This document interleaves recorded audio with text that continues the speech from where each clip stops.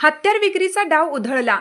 शिराळा पोलिसांच्या धडाकेबाज कारवाईत गावठी पिस्तूल व 4 जिवंत काडतुसासह दोघे जेरबंद. शिराळा पोलिसांनी मोठी कारवाई करत गावठी बनावटीचे पिस्तूल व 4 जिवंत काडतुसे विक्रीसाठी आणणाऱ्या 2 युवकांना अटक केली आहे. या प्रकरणी शिराळा पोलीस ठाण्यात भारतीय हत्यार अधिनियम 1959 अंतर्गत कलम 3 व 25 प्रमाणे गुन्हा क्रमांक 128/2026 दाखल करण्यात आला आहे.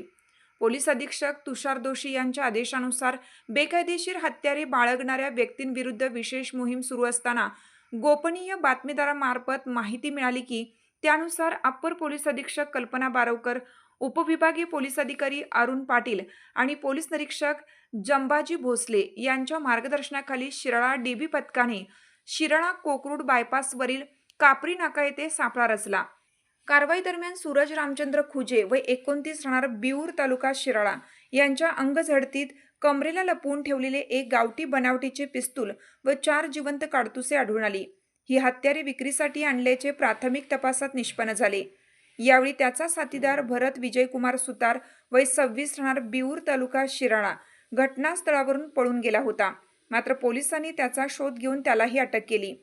या कारवाईत सुमारे 57,000 रुपयांचा मुद्देमाल जप्त करण्यात आला असून त्यामध्ये 55,000 रुपये किमतीचे गावठी बनावटीचे पिस्तूल आणि 2,000 रुपये किमतीची 4 जिवंत काडतुसे यांचा समावेश आहे. यस न्यूज महाराष्ट्रासाठी राजेश कांबळे. तुमची साथ आमची. यस न्यूज महाराष्ट्र चॅनलला लाईक करा व सबस्क्राईब करायला विसरू नका.